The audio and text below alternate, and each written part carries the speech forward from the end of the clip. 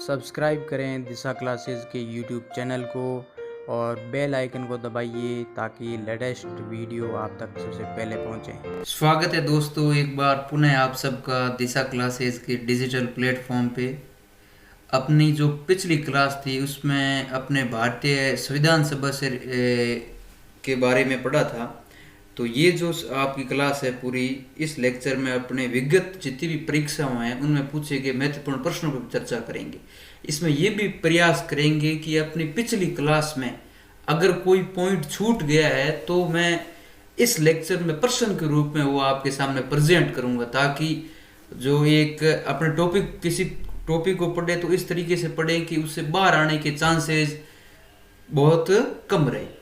तो अब तो आपको ये सब तो हम आपसे कर ही रहे हैं कि आप फेसबुक पे दिशा क्लासेस को फॉलो कीजिए, यूट्यूब पे सब्सक्राइब कीजिए, बेल आइकन दबाइए ताकि लगातार नोटिफिकेशन मिलता रहे, और टेलीग्राम आप ज़रूर ज्वाइन करिए ताकि वहाँ पीडीएफ भी मिलेगी। और अगर आप ज्वाइन करोगे तब हम वहाँ पे क्विज मोड में आप सबके लिए नए नए इनोवेशन भी करेंगे। तो आप टेलीग्राम पे दिशा क्लासेस को ज़रूर ज्वाइन कीजिए। अब अपने आते हैं पहले प्रश्न पे, संविधान सभा से महत्वपूर्ण प्रश्नोत्तरों में। पहला प्रश्न है, जनवरी 1925 में दिल्ली में हुए सर्वदलीय सम्मेलन के समक्ष कॉमनवेल्थ ऑफ इंडिया बिल को प्रस्तुत किया गया, जिसको भारत के लिए एक संवैधानिक प्रणाली की रूपरेखा प्रस्तुत करने का प्रथम प्रमुख प्रयास माना जाता है। इस सम्मेलन की अध्यक्षता किसने की थी? तो इसके पहले मैं थोड़ा सा आपको बताना चाहता हूं कि एक तो अपने देखते हैं ना, सबसे पहले 1895 में अगर अपने संविधान का थॉट का डेवलपमेंट देखें तो 1895 में बाल गंगाधर तिलक वहां से लेके कंटिन्यूसली अपने देखते हैं तो आगे अलग अलग जो पार्टियां होती है, जैसे आगे क्वेश्चन भी आएगा, 1924 में स्वराज पार्टी ने मांग की थी। उसके बाद में 1925 में क्या हुआ था कि जितनी भी उस समय की पार्टियां थी, कांग्रेस, मुस्लिम लीग, स्वराज पार्टी, जस्टिस पार्टी, सारी पार्टियों ने मिलके दिल्ली के अंदर एक सम्मेलन हुआ था, उसका नाम था कॉमनवेल्थ ऑफ इंडिया बिल। अब वो अपने संविधान के जानकार क्या मानते हैं कि वो अपने संवैधानिक प्रणाली की रूपरेखा प्रस्तुत करने का पहला प्रमुख प्रयास माना जाता है। तो उस सम्मेलन की अध्यक्षता की थी अपने राष्ट्रपिता महात्मा गांधी ने। तो पिछली बार ये बता ही चुका हूं, कॉमनवेल्थ क्या है? कॉमनवेल्थ दुनिया में जितने भी ब्रिटेन के उपनिवेश रहे उन देशों का संगठन है। कुल कितने देश है? 54 देश इसमें सदस्य देश है। और इनकी जो कमेटी होती है या मीटिंग होती है उसे अपने क्या कहते हैं? Commonwealth head of government meeting है, चौगम। और कॉमनवेल्थ आपको पता है क्या खेल भी होते हैं, तो खेल भी होते हैं। तो 2018 का जो गेम हुआ था वो हुआ कहाँ हुआ था? वो हुआ था ग्लासगो, स्कॉटलैंड में। और 4 साल के अंतर पे होते हैं। तो जो 2022 की वो होंगे अपने बर्मिंघम इंग्लैंड में। तो ये भी आप इन चीज़ों का भी ख्याल रखें कि किस तरह से अपने प्रश्न इसके साथ में अपने समानांतर कितने प्रश्न और कर सकते हैं। अब चलते हैं दूसरे प्रश्न पे। दूसरा प्रश्न अपना है कि भारतीय संविधान निर्मात्री सभा प्रांतों की जनता द्वारा चुनी गई, प्रांतीय विधानसभाओं द्वारा परोक्ष रूप से आनुपातिक प्रतिनिधित्व प्रणाली द्वारा चुनी गई, गवर्नर जनरल द्वारा इसका गठन किया गया, अथवा डी वयस्क मताधिकार यानी जितने भी अपना एक निश्चित उम्र होती है उससे उम्र मतदाता होते हैं उसे अपने क्या कहते हैं? वयस्क मताधिकार के आधार पर भारतीय नागरिकों द्वारा चुनी गई थी। तो ये अपने पढ़ चुके। इसमें क्या होगा? इसमें होगा अपने बी, भारतीय प्रांतीय विधानसभाओं द्वारा परोक्ष रूप से आनुपातिक प्रतिनिधित्व प्रणाली द्वारा चुनी गई थी। तो प्रांतों की अपनी बात करें तो उस समय कितने प्रांत थे? 11 प्रांत थे। 11 प्रांतों से अपने कितने प्रतिनिधि चुने गए थे? 292 प्रतिनिधि चुने गए थे। सबसे ज्यादा चुने गए थे कहां से? यूपी से। और 2 नंबर जो अपने चुने गए थे उस समय अपने क्या है? तमिलनाडु को क्या बोलते थे? मद्रास। तो 2 नंबर थे मद्रास। तो जितने भी भारतीय संविधान निर्मात्री सभा है प्रांतीय विधानसभा द्वारा परोक्ष रूप से, मतलब क्या हो गया? इनडायरेक्टली आनुपातिक प्रतिनिधित्व प्रणाली, और इसी के अंदर कौन सा है, एकल संक्रमणीय मत प्रणाली, जो अपने राज्यसभा के सदस्यों को चुनने की प्रणाली है, उस प्रणाली से हुआ था अपने प्रांत संविधान सभा के सदस्यों का चयन। अगला आता है कि जिस संविधान सभा द्वारा भारत के संविधान का अधिनियमन किया गया उसके सदस्य कौन थे।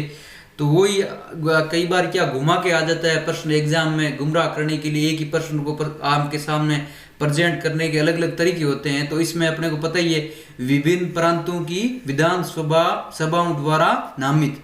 तो अपने पिछले प्रश्न में डिस्कस किया था कि 11 प्रांत थे। तो पहले अपने इसमें देखते हैं कि ओरिजिनल कैबिनेट मिशन में सदस्य कितने थे, 389 में अपने देखते हैं। अगर 292 तो कहाँ से हो गए हैं, 292 अपने हो गए हैं जितने भी अपने प्रांतों से, 4 हो गए अपने कहाँ चीफ कमिश्नर प्रांतों से, और 93 हो गए हैं देसी रियासतों से। और जब 1947 में जब भारत और पाकिस्तान की संविधान सभा अलग अलग बन जाती है विभाजन के बाद में, फिर अपने सदस्य रह जाते हैं 299। फिर प्रांतों से जो अपने विधानसभाओं से मनोनीत कितने होंगे, 229, और 70 होंगे अपने देसी रियासतों से। तो ये एक बड़ा, ये कैबिनेट मिशन जब आया था उसने तो 389 बताए थे। 292 जो सदस्य उनमें से किसे प्रांतों से, 11 अपने उसमें प्रांत थे। सबसे ज्यादा यूपी से, 2 नंबर मद्रास से, 4 चीफ कमिश्नरी अजमेर मेरठ कुरुग है, और दिल्ली ब्रिटिश बलूचिस्तान है, और 93 थे देसी रियासतों से। फिर आता है 1947 में जब देश का विभाजन हो गया था, भारत और पाकिस्तान की अलग अलग संविधान सभा बन गई थी, तब 389 से घट के कितने रह गए हैं, 299। फिर प्रांतों से कितने हो जाएंगे, 229, और देसी रियासतों से हो जाएंगे 70। तो अधिनियमन किसके द्वारा किया गया है, विभिन्न प्रांतों की विधानसभा। अब इसमें एक ये भी आता है कि क्या जो अपनी संविधान सभा थी वो वैश्यक मताधिकार पर आधारित थी। तो वैश्यक मताधिकार पर आधारित थी नहीं, क्योंकि ऐसा तो था नहीं कि इसका चयन है 18, उस समय ऐसा था नहीं। तो विधानसभाओं के जो चुनाव होते थे उसमें वोटर भी क्या होते थे, उस समय मतदाता के भी अलग अलग अधिकार थे। जैसे कैसे मतदाता आम आदमी तो था नहीं, उसमें क्या अलग अलग मतदाताओं में शिक्षक वर्ग था, या जो मतदाता के मापदंड उस समय अलग थे। तो पूरी तरह से कहा जाए तो एक तो क्या है, अपनी जो संविधान सभा है वो क्या संप्रभु नहीं थी। संप्रभु ऐसे क्यों नहीं थी, क्योंकि इसका गठन ही किसने, एक अंग्रेजों ने किया है, मतलब किसी बाहरी ताकत ने किया है। किसके तहत, कैबिनेट मिशन के तहत। तो एक तो क्या है, संप्रभु नहीं थी, और दूसरी क्या है कि वैश्यक जो मताधिकार है उस पर भी आधारित नहीं थी। तो ये 2 चीजें आप ध्यान रखें। और क्या थी, प्रत्यक्ष रूप से चुनाव नहीं हुआ था, एक ये चीज भी है। तो एक तो क्या है, प्रत्यक्ष निर्वाचन भी नहीं हुआ था। तो अपने संविधान सभा के बारे में इन 3 चीजों का आप जरूर ख्याल रखें कि न तो संप्रभु थी, न ही वैश्यक मताधिकार पर आधारित थी, और न ही क्या है प्रत्यक्ष रूप से इसका निर्वाचन हुआ था। ये तो केवल प्रांतों के एमएलए थे, उन्होंने आगे जाके संविधान सभा के सदस्यों को चुना था। अगला आता है कि ये सीधा कई बार आ जाता है कि भारतीय संविधान को किसने बनाया। तो अपने को पता ही है किसने बनाया है, संविधान सभा ने, जिसका गठन कैबिनेट मिशन के तहत हुआ है। पहली मीटिंग कब हुई है, 9 दिसंबर 1946 को। अंतिम बैठक 24 जनवरी 1950 को। और सत्र कितने हुए हैं, टोटल अपने सत्र हुए हैं इसमें 11। अगला आता है कि संविधान सभा के लिए चुनाव कब संपन्न हुए। तो अपने को पता है कि जब कैबिनेट मिशन है, कैबिनेट मिशन कब आया था, 3 सदस्य था। कैबिनेट मिशन था अपने 3 सदस्य। तो कैबिनेट मिशन में सदस्य कौन कौन थे, इसमें 3 जो मिनिस्टर थे उस समय, क्लीमेंट एटली पीएम थे, तो उन्होंने भेजा था। कौन कौन थे, 3, उसमें 3 अपने देखे तो अपने एक स्टुअर्ट क्रिस्ट थे, पैथिक लॉरेंस थे, एविक अलेक्जेंडर थे। तो इसमें जो आया कब था, कैबिनेट मिशन आया था, ये आया था मार्च 1942 में, और मई में इसने जाके रिपोर्ट दी है। फिर निर्वाचन कब होंगे, 1946 में। तो उसमें भी कई बार क्या होता है, एग्जाम का ट्रेंड चेंज हो रहा है, तो उसमें अपने महीना पूछ लेते हैं। तो महीना अगर पूछे तो 1946 में भी कौन सा है, जुलाई और अगस्त 1946 में। अगला आता है कि संविधान सभा का प्रथम अधिवेशन कहाँ हुआ। तो अपने को पता है प्रथम अधिवेशन कहाँ हुआ है, अपने संसद के सेंट्रल हॉल में हुआ था। तो संसद कहाँ है, नई दिल्ली में। अपने को पता है कि संविधान सभा 2 काम कर रही थी, कौन से, एक तो अपने अंतरिम संसद के तौर पे भी काम कर रही थी, और एक संविधान सभा के रूप में भी काम कर रही थी। और इस संविधान सभा में एक रोचक तथ्य ये भी है कि इस संविधान सभा ने 3 मई 1952 तक लगभग भारत जब तक कि अपना पहला इलेक्शन नहीं हो जाता है लोकसभा का आम चुनाव, तब तक इसने संसद के रूप में काम किया था। संविधान सभा ने 3 मई 1952 तक। तो ये भी एक अपने ध्यान रखनी हुई ये बात है। अगला आता है कि संविधान के विभिन्न पहलुओं का अध्ययन करने के लिए संविधान सभा ने कितनी समितियां नियुक्त की थी। तो समिति तो देखा जाए तो ऑल ओवर कमेटीज थी, इसमें 22 कुल 22 कमेटियां थी, जिन्होंने 22 कमेटियों में अगर इंपॉर्टेंट देखे तो जैसे अपने पढ़ा था कि जैसे जवाहरलाल नेहरू थे, जवाहरलाल नेहरू संघ से रिलेटेड जितनी भी कमेटियां थी संघ में, जैसे संघ शक्ति है, संघ संविधान है और जो प्रांतीय संविधान है, इन तीनों के जवाहरलाल नेहरू थे। कार्य संचालन है, जो झंडा समिति है, नियम संचालन के कौन थे, अपने संविधान सभा के अध्यक्ष कौन है, पंडित जवाहरलाल नेहरू। तो इस तरह से कुल मिला के 22 कमेटी आती थी अपने संविधान में। अगला आता है कि जम्मू कश्मीर भारत के संघ का एकमात्र राज्य है जिसका अपना निजी संविधान है। अब तो ठीक है, ये गुजरे जमाने की बात हो गई है। इस संविधान का निर्माण एक संविधान सभा द्वारा किया गया जिसका गठन राज्य सरकार ने किया। ये कब लागू हुआ?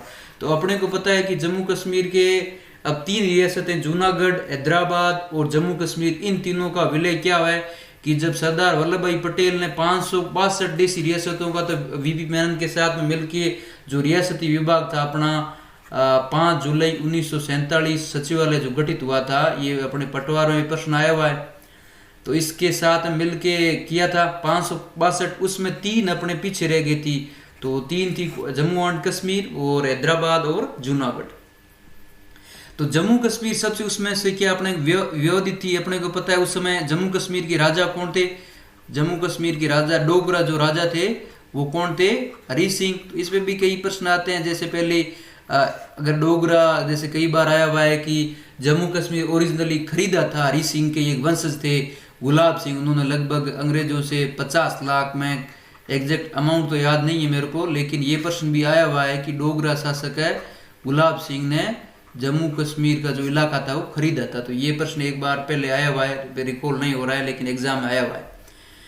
तो संविधान का निर्माण किया था, तो इसमें क्या हुआ था कि हरी सिंह बने थे राजा। तो उस समय क्या हुआ था कि जो अब्दुल्ला परिवार है, शेख अब्दुल्ला, तो उनकी एक बड़ी डिमांड थी कि हम क्या है जम्मू कश्मीर का जो राज्य है वो शामिल तो हो जाएगा किसमें, भारत में, लेकिन शर्त क्या है कि हमारा एक अलग संविधान होगा, हमारे क्या है जो मुख्यमंत्री के और राज्यपाल के पद है नाम वजीर आजम अलग होगा, राष्ट्रीय ध्वज होगा अलग, जो दंड संहिता होगी जिसे अपने रणबीर दंड संहिता कहते हैं, ऐसे करके। तो इसमें एक इंटरेस्टिंग फैक्ट था कि इसमें जो संविधान सभा थी इसमें क्या है इलेक्शन हुआ था जम्मू कश्मीर की संविधान सभा का 1951 में, तो इसमें एक भी महिला मेंबर नहीं थी। और ये पूरा संविधान जो बन के तैयार हुआ था फिर लागू हुआ था 26 जनवरी 1957। तो ये रीट में प्रश्न आया हुआ है, जो पिछली रीट हुई थी सेकंड लेवल का सोशल साइंस में आया था कि ये संविधान लागू कब हुआ है। तो 26 जनवरी 1957 को जो 1951 में काम स्टार्ट हुआ था जम्मू कश्मीर का संविधान बनेगा 26 जनवरी 1927 में बन के तैयार और लागू भी हो गया। और ये फिर अपने देखते हैं कि अनुच्छेद 370 वगैरह जो 35A की कहानी है ये भी अपने कब एंड हुई है, ये भी एग्जैक्ट आपको तारीख याद रखने की जरूरत है कि 5 अगस्त 2019 को अनुच्छेद ये खत्म किए थे अपने देश की संसद में।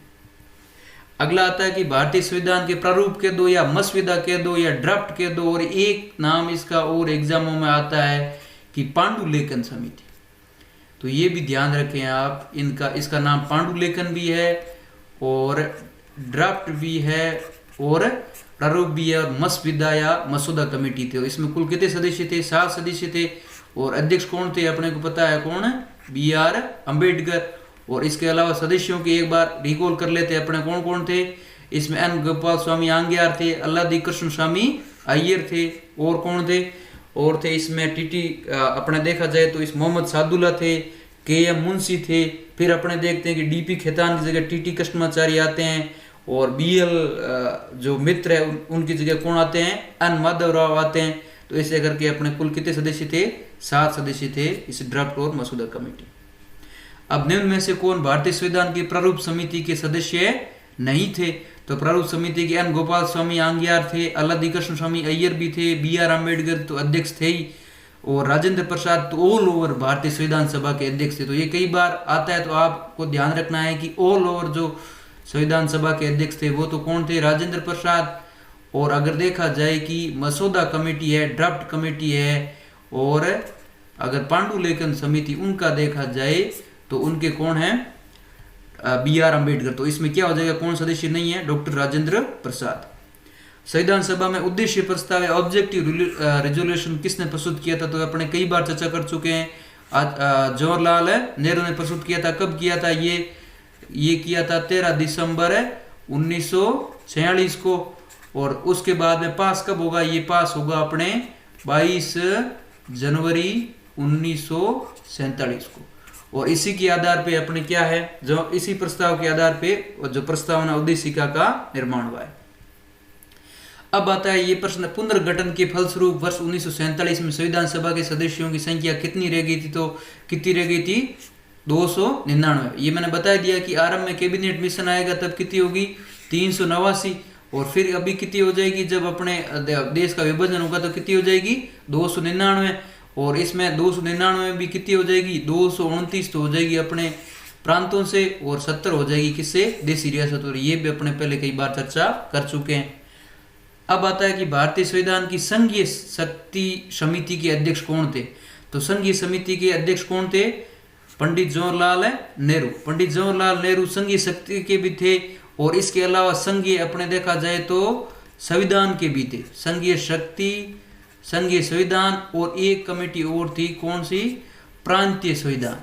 तो प्रांतीय संविधान, इन 3 कमेटियों के जो अध्यक्ष थे, 22 जो कुल अपनी कमेटी थी संविधान में, कमेटी कितनी थी, 22। और 22 कमेटियों में देखा जाए तो जवाहरलाल नेहरू थे संघीय शक्ति समिति, संघीय संविधान समिति और प्रांतीय संविधान समिति।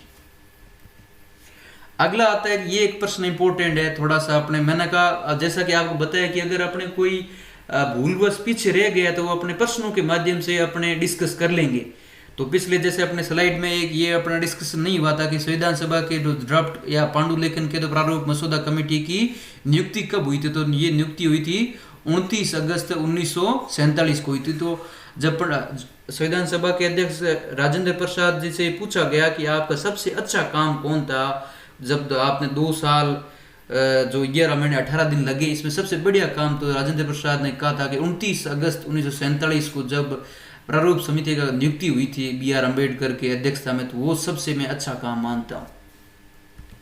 भारतीय संविधान को अपनाया किसके द्वारा, ये तो आपने को पता ही है, संविधान सभा के द्वारा अपनाया गया है। कब अपनाया गया है, अपनाया गया है 26 नवंबर 1949 को अपनाया गया है।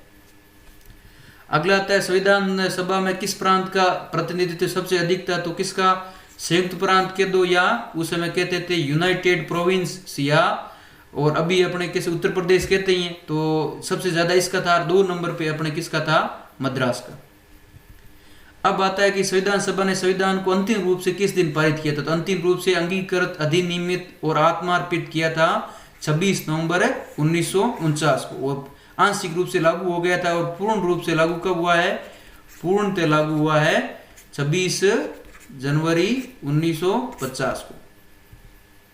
संविधान निर्मात्री सभा में झंडा जो फ्लैग कमेटी थी, झंडा समिति के अध्यक्ष कौन थे, तो झंडा समिति के अध्यक्ष कौन थे, अपने डॉक्टर राजेंद्र प्रसाद। जो झंडा समिति थी जिसने निर्धारण किया था कि भारतीय जो राष्ट्रीय ध्वज है वो कैसा होगा, तो राष्ट्रीय ध्वज के बारे में पिछली बार आपने पढ़ा था कि राष्ट्रीय ध्वज के बारे में इंपॉर्टेंट चीजें क्या है कि सबसे पहले मैडम भीकाजी कामा ने 1907 में जर्मनी स्टुटगार्ट में फहराया था। उसके बाद में अपने पिंगली वेंकैया है, उन्होंने किया था। फिर अपने जो 22 जुलाई है, 22 जुलाई 1947 को संविधान सभा ने क्या है, जो अपने राष्ट्रीय ध्वज को क्या है, स्वीकृत किया था। और बाकी सारे काम जितने भी वो 24 जनवरी 1950 को एक झंडे वाला अपने राष्ट्रीय, ये याद रख लेना, ये कब हुआ है, 22 जुलाई 1947 को। बाकी सारे काम कब हुए हैं, राष्ट्रीय गीत और गान जितने भी राष्ट्रीय प्रतीक के वो है 24 जनवरी 1950 को। राष्ट्रीय झंडे की अभिकल्पना को भारतीय संविधान सभा में ग्रहण किया गया था, ये तो मैंने बता दिया अपने 22 जुलाई 1947 को। इसके अलावा सारे काम कब होंगे, इसके अलावा जो सारे काम होंगे वो होंगे 24 जनवरी 1950 को।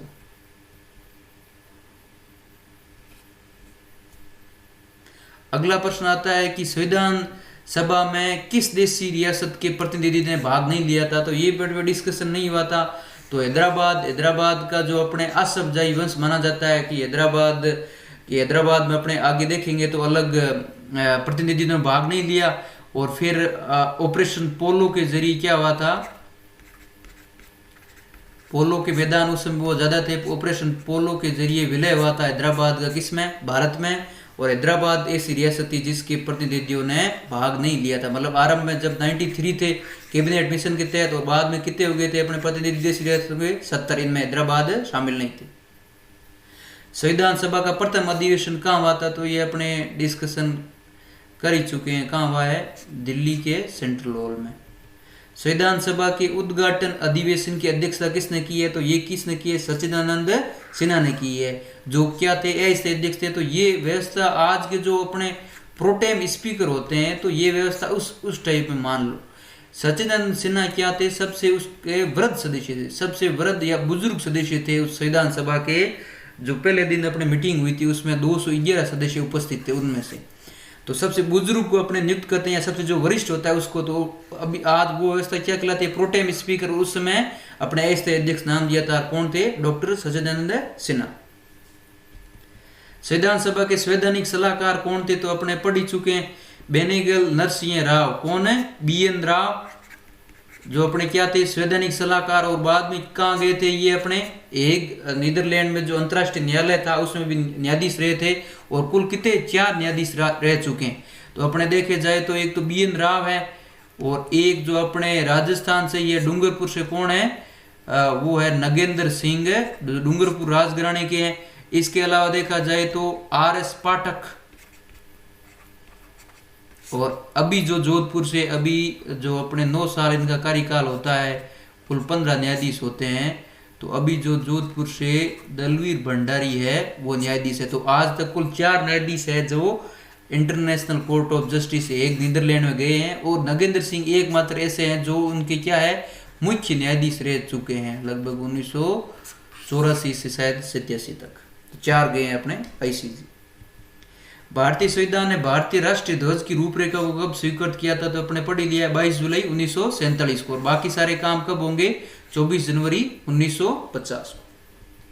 संविधान सभा के कितने उपस्थित लोगों ने हस्ताक्षर किए थे, कब, जब अपने संविधान अंगीकृत किया गया था, अपनाया गया था, तो उस दिन ये अपने फर्स्ट ग्रेड प्रश्न भी आया है। तो कितने थे, 284 सदस्य।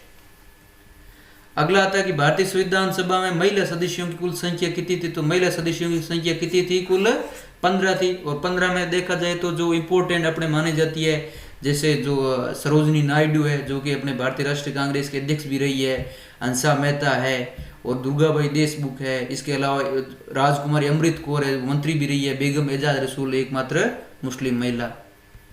संविधान सभा के विचार का औपचारिक रूप से प्रतिपादन किसके द्वारा किया गया था, औपचारिक रूप से देखा जाए, वैसे अपने अनौपचारिक रूप से देखा जाए तो बाल गंगाधर तिलक ने 1895 में कर दिया था।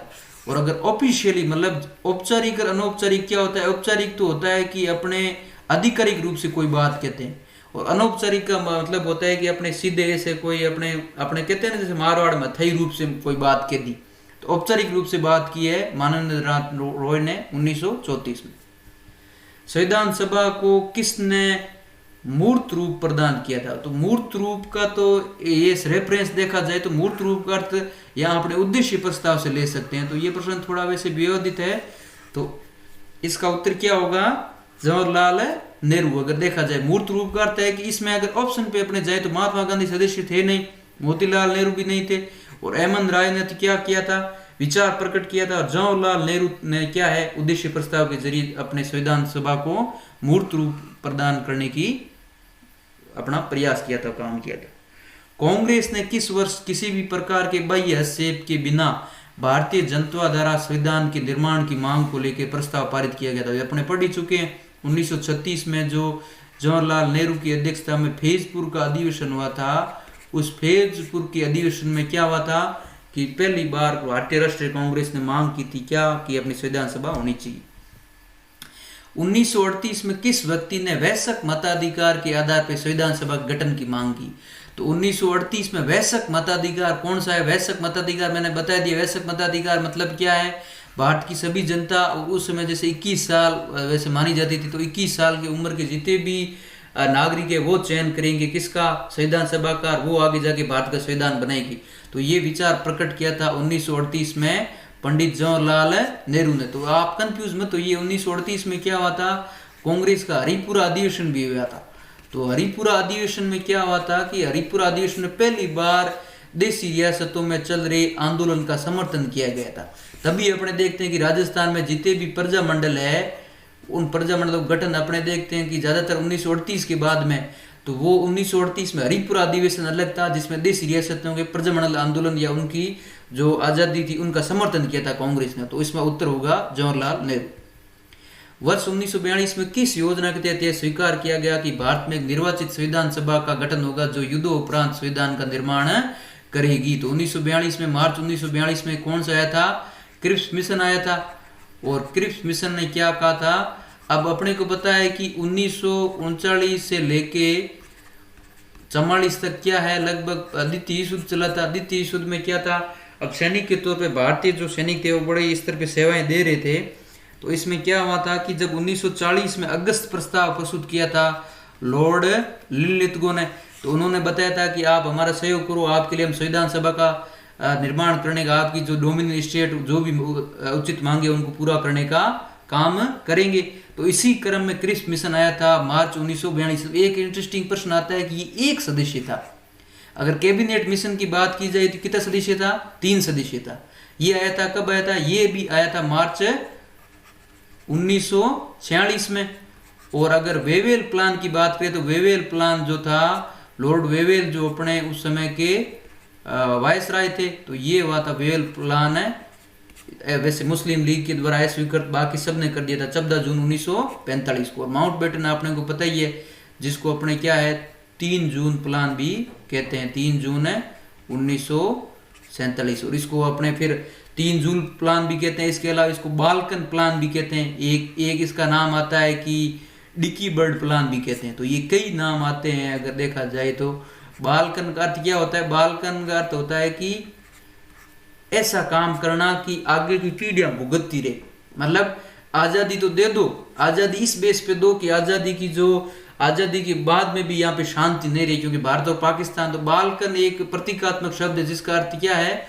बाल्कनाइजेशन अपने एक वर्ड राजनीतिक विज्ञान में यूज करते हैं। इसका अर्थ है कि किसी भी समस्या का समाधान इस तरह से करना कि आगे भी समस्या बनी रही। तो इसको बाल्कन डिकी बर्ड भी कहते हैं, 3 जून भी कहते हैं, माउंटबेटन प्लान। संविधान सभा के गठन की मांग सर्वप्रथम 1895 में, अब ये मैंने बताया था, ये अनौपचारिक रूप से की गई थी। ये किसके द्वारा की गई थी? ये की गई थी बाल गंगाधर तिलक के द्वारा 1895 में। तो ये अपने क्या है, ये इसमें मान सकते हैं कि अनौपचारिक रूप से। अगर औपचारिक रूप की बात करेंगे तो औपचारिक रूप में तो उत्तर क्या होगा? मानवेंद्र नाथ रॉय है 1934। और अगर देखा जाए अनौपचारिक रूप से तो बाल गंगाधर तिलक। भारतीय संविधान सभा गठित करने का आधार क्या था? तो आधार अपने पढ़ ही चुके हैं, कैबिनेट मिशन प्लान 1946, इसमें 3 सदस्य थे और इसी बेस पे हुआ था अपना संविधान सभा गठन। कैबिनेट मिशन योजना के अनुसार संविधान सभा में कुल कितने सदस्य होने थे? तो कितने सदस्य होने थे? 389। कई बार बता चुके हैं, तो आपको 292 कहाँ से आएंगे? प्रांतों से 4 चीफ कमिश्नर और 93 आएंगे अपने देशी रियासतों से। प्रस्तावित मूल संविधान में कुल सदस्यों का विभाजन किस प्रकार हुआ था? ये आई गया ब्रिटिश प्रांतों से कितने आएंगे? 292, 11 प्रांत है, देशी रियासतें उस समय कितनी थी? 562। और अगर उन तीनों को ऐड कर दे तो कितनी हो जाएगी? 565। वैसे जम्मू कश्मीर हैदराबाद शामिल नहीं थी। और चीफ कमिश्नरी कितने हो जाएंगे? 4। तो ये चारों बातें सही है। पुनर्गठन के फलस्वरूप 1947 में संविधान सभा के सदस्यों की संख्या कितनी रह गई थी? 299। और फिर आ जाएगा 229, तो किससे? प्रांतों से। 70 आ जाएगी देशी रियासतों से। तो आई गया, देखो संविधान सभा पुनर्गठित में देशी रियासतों के कितने प्रतिनिधि थे? पुनर्गठित, ये आपको ध्यान रखना। पुनर्गठित कब? जब बाल्कन डिकी बर्ड प्लान आ गया था 3 जून 1947। उसके बाद में कितनी रह जाएगी? 70। विभिन्न प्रांतों के कितने प्रतिनिधि थे? पुनर्गठित संविधान सभा में विभिन्न प्रांतों के लिए कितने प्रतिनिधि थे? तो प्रांतों की बात करेंगे तो प्रांतों के कितने हो जाएंगे? 229। तो पुनर्गठित आपको ध्यान रखना है, पुनर्गठित आ जाए तो 229। कैबिनेट मिशन योजना के अंतर्गत संविधान निर्मात्री परिषद में प्रत्येक प्रांत की आवंटित सदस्य संख्या निर्धारित करने के लिए प्रतिनिधि कितनी जनसंख्या के अनुपात में था? तो कितने 10 लाख व्यक्तियों पे क्या था? एक सदस्य था, 10 लाख में था। और इसमें 389 सदस्य अपने क्यों थे? क्योंकि उस समय अपने भारत की जनसंख्या कितनी थी? लगभग 40 करोड़ थी। तो 40 करोड़ के बेस पे क्या हुआ है? 389 सदस्य थे। तो ये भी अपने बात मतलब लॉजिकल है। संविधान सभा के सदस्यों को निम्न में से किसने प्रत्यक्ष रूप से निर्वाचित किया था? तो प्रत्यक्ष रूप से निर्वाचित किया था, क्या प्रांतों की विधानसभा ने किया था, क्या संघीय व्यवस्थापिका ने किया था, क्या उपरोक्त दोनों ने किया था? इनमें से कोई नहीं। अब प्रत्यक्ष रूप से किसने निर्वाचित किया है? एमएलएज ने किया है। और अप्रत्यक्ष रूप से किसने किया है? जनता ने किया। तो प्रत्यक्ष रूप से तो प्रश्न को आपको गौर से पढ़ना है कि उसमें पूछा क्या गया है। तो सदस्यों को किसने प्रत्यक्ष रूप से निर्वाचित किया है? तो प्रांतों की विधानसभा के एमएलए ने। अब आता है कि संविधान सभा में किस प्रांत का, ये अपने आ ही चुका है, प्रतिनिधित्व सबसे अधिक था। तो सबसे अधिक किसका था? यूनाइटेड या प्रोविंस के दो या यूपी के दो।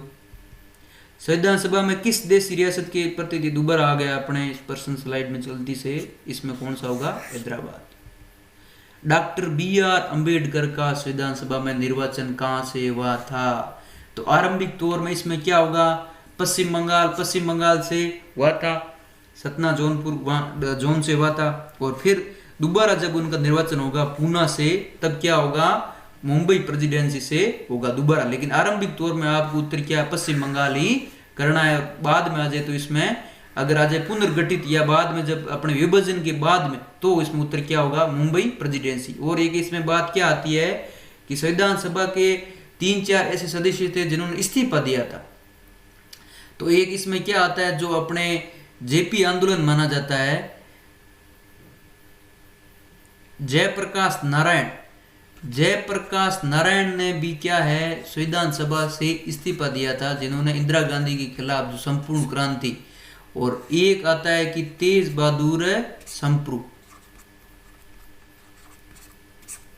ये कुछ ऐसे सदस्य थे जिन्होंने क्या है? इस्तीफे दिए। और इसके अलावा जो एम.आर. जयंकर थे, जिन्होंने सीट खाली की थी पूना से, किसके लिए? Doctor B R. अंबेडकर के। और ये दोनों आदमी कौन थे? ये दोनों वही आदमी थे जिन्होंने जो पूना पैक्ट करवाया था 16 सितंबर 1932 को महात्मा गांधी और भीमराव अंबेडकर के बीच में। मुस्लिम लीग ने किस कारण से संविधान सभा का बहिष्कार किया? मुस्लिम लीग, अब भारत की विभाजन की नींव पड़ी गई थी, मुस्लिम लीग ने किस कारण बहिष्कार किया था? जब पहले दिन बैठक हुई थी, अपने चर्चा कर रहे थे कि 211 सदस्य उपस्थित क्यों थे 389 से। क्यों? एक तो देशी रियासत के प्रतिनिधि भी उपस्थित नहीं थे और एक मुस्लिम लीग के भी सदस्य नहीं थे। अपने को पता है टोटल जीत के कितने आए थे? कांग्रेस के आए थे 208 और प्लस 73 जो आए थे किसके आए थे? मुस्लिम लीग के। तो मुस्लिम लीग ने बहिष्कार किसके लिए किया था? क्योंकि मुस्लिम लीग क्या चाहती थी कि मुस्लिमों के लिए एक अलग संविधान सभा का गठन हो। तो ये एक बात इंपॉर्टेंट है कि मुस्लिम लीग क्या चाहती थी कि मुस्लिमों के लिए एक अलग संविधान सभा हो। और इसमें अपने मुस्लिम लीग के बारे में देखें तो मुस्लिम लीग का जो गठन हुआ है वो कब हुआ है? 30 दिसंबर 1906 को। कहाँ हुआ है? ढाका में, बांग्लादेश में। और किया किसने? ढाका के नवाब सलीमुल्लाह ने। और पहला अध्यक्ष जो बनेगा वो कौन बनेगा? अपना आगा खां। पहला अध्यक्ष बनेंगे इसके आगा खां। और एक इसके बारे में इंटरेस्टिंग चीज है कि इसका जो पहला अधिवेशन होगा, अधिवेशन तो पहला कहां होगा? अमृतसर में। पहला अधिवेशन होगा अमृतसर में। और जो 30 दिसंबर 1906 को ढाका में स्थापना होगी। पहले अध्यक्ष कौन होंगे? आगा खां और सलीमुल्लाह खां संस्थापक होंगे। पहला अधिवेशन होगा कहां? अमृतसर में। इसका जो हेडक्वार्टर या मुख्यालय होगा वो कहां था? लखनऊ। तो ये कई सारी चीजें मुस्लिम लीग के बारे में आपको ध्यान रखने की आवश्यकता है। अगला आता है कि संविधान सभा का चुनाव दिन में से किस आधार पर हुआ था? तो ये थोड़ा प्रश्न देखा जाए तो अपने डिस्कशन नहीं हुआ था। समान अधिकार, सर्वाधिकार, सीमित मताधिकार या वर्गीय मताधिकार के आधार पर। वर्गीय आधार पर कैसे? क्योंकि जो अपने संविधान सभा में सीटें थी वो 3 भागों में डिवाइड थी।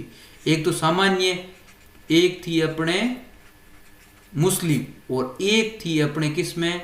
सिख। तो ये 3 वर्ग बना दिए थे किसने? कैबिनेट मिशन के तहत। तो संविधान सभा का जो चुनाव हुआ था वो किसके बेस पे हुआ था? वर्गीय मताधिकार के आधार हुआ था। वर्ग कौन कौन से थे? सामान्य, मुस्लिम और सिख। अब आता है संविधान सभा के सदस्य प्रतिनिधि थे, तो सदस्य प्रतिनिधि आपको पता है किसके द्वारा? जनता द्वारा अप्रत्यक्ष रूप से निर्वाचित थे, क्योंकि जनता ने किसको चुना है? जनता ने चुना है किसको? एमएलएज को, और एमएलएज ने जाके आगे किसको है? संविधान सभा के सदस्यों को चुना है। भारत के लिए संविधान सभा की रचना के लिए भारतीय संविधान सभा का विचार निम्न में से सबसे पहले किसने प्रस्तुत? अब पार्टियों की बात कई बार आ जाती है कि सबसे पहले अपने जो पहला प्रश्न था, जैसे वो अपना पढ़ा था कि कॉमनवेल्थ कोड ऑफ बिल जो महात्मा गांधी का अध्यक्ष था 1925, तो स्वराज पार्टी थी 1924 में। इसने पहली पार्टी जिसने मांग की थी अपने संविधान सभा होनी चाहिए। तो स्वराज पार्टी का गठन देखा जाए तो संविधान सभा जो अपनी स्वराज पार्टी आती है इसका गठन माना जाता है लगभग, ये फर्स्ट ग्रेड में आया था जनवरी 1923 में। मोतीलाल नेहरू और चित्तरंजन दास में, मोतीलाल नेहरू सचिव बने थे, चित्तरंजन दास या सीआर दास के तो इसके अध्यक्ष बने थे। और जब चोरा चोरी कांड हुआ था उसके बाद में क्या है, कांग्रेस से अलग हो गई थी स्वराज पार्टी 1923 में, और 1935 में यही पार्टी वापस क्या है कांग्रेस के अंदर मिल गई थी। अब आता है इनमें से कौन सा कथन एक सही है? सही देख, अब ये पढ़ो आप, ऑप्शन अपने पढ़ते हैं कि वर्ष 1946 में प्रांतीय सभाओं द्वारा भारत की संविधान सभा चुनी गई। जवाहरलाल नेहरू, एम.ए. जिन्ना, सरदार वल्लभ भाई पटेल भारत की संविधान सभा के अध्यक्ष थे। पहला अधिवेशन जनवरी 1947 में हुआ था। अंगीकृत तो अपने को पता ही है, इसमें पहला ऑप्शन क्या है? ए सही है। कौन सा? कि वर्ष 1946 में प्रांतीय सभाओं द्वारा भारतीय संविधान सभा चुनी गई। अब ये जो अपने कौन है इसमें, वैसा देखा जाए तो जो जवाहरलाल नेहरू, सरदार वल्लभ भाई पटेल सदस्य है, लेकिन मोहम्मद अली जिन्ना है और महात्मा गांधी वो क्या थे? संविधान सभा के सदस्य नहीं थे। दोनों देशों के राष्ट्रपिता, भारत और पाकिस्तान के। और पहला अधिवेशन देखा जाए तो पहला अधिवेशन कब हुआ है भारतीय संविधान सभा का? पहला अधिवेशन तो कब हो गया था? जब पहली मीटिंग हुई थी। कब? 9 दिसंबर 1946 को। कुल अधिवेशन या सत्र कितने माने जाते हैं? 11। और अंगीकृत कब हुआ है अपना संविधान? अंगीकृत हुआ है कब? 26 नवंबर 1949 को। अब आता है कि संविधान पांडुलेखन समिति का निम्न में से कौन सदस्य नहीं था? तो पांडुलेखन, ये 3-4 नाम आते हैं, मैंने बता दिया है। पांडुलेखन कह दो या मसौदा या कह दो ड्राफ्ट कमेटी कह दो या प्रारूप समिति कह दो। तो इसके सदस्य कौन नहीं थे? अध्यक्ष कौन थे अपने को पता है? बी आर अम्बेडकर और मोहम्मद सादुल्ला भी थे। के एम मुंशी एकमात्र कांग्रेसी थे। और अपने देखा जाए तो अलाउद्दीन कृष्ण स्वामी अय्यर या ए के अय्यर वो भी थे, लेकिन जवाहरलाल नेहरू नहीं थे। तो इसमें क्या हो जाएगा अपने डी। तो पांडुलेखन भी यह वर्ड आप ध्यान रखें। भारतीय संविधान सभा में महिला सदस्यों की संख्या आई गई है, कुल कितनी? 15 थी। अजमेर मेवाड़ा चीफ कमिश्नर से अपने कौन चुने गए थे? मुकुट बिहारी भार्गव। ये अपने जो 4 अपने देखे जाते हैं उसमें कर्नाटक, दिल्ली था, अजमेर मेवाड़ा था और बलूचिस्तान जो पाकिस्तान ब्रिटिश बलूचिस्तान था। तो मुकुट बिहारी लाल भार्गव अजमेर मेवाड़ा से चुने गए थे। इसमें देखा जाए तो गोकुलाल असावा भी चुने गए थे, जो आगे अब देखते संयुक्त राजस्थान के क्या बनते हैं, आगे देखते प्रधानमंत्री बनते हैं। और वीटी कृष्णाचारी ये जयपुर राज्य के दीवान थे। तो अपने को टीटी और वीटी कृष्णाचारी में कंफ्यूज नहीं होना है। टीटी कृष्णाचारी वो तो किसके थे? प्रारूप समिति के क्या थे? सदस्य थे। और जो वीटी कृष्णाचारी थे ये जयपुर राज्य के दीवान थे, संविधान सभा के सदस्य थे। हिरालाल शास्त्री भी जयपुर से चुने गए थे। किसने कहा था संविधान सभा के बारे में कि एक पार्टी वाले देश में एक पार्टी की सरकार वाला, मतलब एक पार्टी वाला देश में उसकी एक पार्टी की सरकार ने क्या संविधान सभा का गठन किया? तो ये बात की है किसने? ग्रेनविल ऑस्टिन ने, जिन्होंने संविधान के बहुत ज्यादा काम किया है। किताब भी लिखी है कि Indian constitution A corner stone of a nation. तो ये किताब कई बार आती है कि corner stone of a nation, Indian constitution. और लॉर्ड विस्काउंट ने क्या कहा है? लॉर्ड विस्काउंट ने कहा था कि हिंदुओं का निकाय। विंस्टन चर्चिल ने कहा था कि एक बड़े समुदाय का प्रतिनिधित्व। इसने सीधा हिंदू नाम न लेके क्या नाम लिया था? बड़ा समुदाय। और आइवर जेनिंग्स ने ऑल और संविधान के बारे में क्या कहा था? वकीलों का स्वर्ग। तो ये सारी बातें आप ध्यान रखें। संविधान सभा में राजस्थान से कितने प्रतिनिधि भेजे गए थे, तो अपने को पढ़ लिया है, कितने थे 12, 11 प्लस 1 अजमेर बड़ा और मिला के सारे कितने थे 12 सदस्य थे। तो बहुत बहुत धन्यवाद आप सबका देखने के लिए। अब प्रश्न का जो प्रश्न की दूसरी क्लास थी अपने संविधान सभा की, संविधान सभा पहले अपने पढ़ लिया था, प्रश्नों में प्रयास करते हैं कि भूलवश अगर कोई चीज रह गई है तो वो भी अपने क्या प्रयास करते हैं कि वो भी अपने डिस्कशन हो। तो बहुत बहुत धन्यवाद आप सबका एक बार फिर, और YouTube चैनल को आप जरूर सब्सक्राइब कीजिए ताकि हमें लगातार आपका फीडबैक मिले, हम और सुधार करें और आपके लिए वीडियोस, उपयोगी वीडियोस लेके आएँ और आपका अधिक फायदा हो। तो सब्सक्राइब करें और टेलीग्राम का चैनल है उसको भी ज्वाइन करें ताकि आपको PDF वगैरह मिलती रहे। Thank you.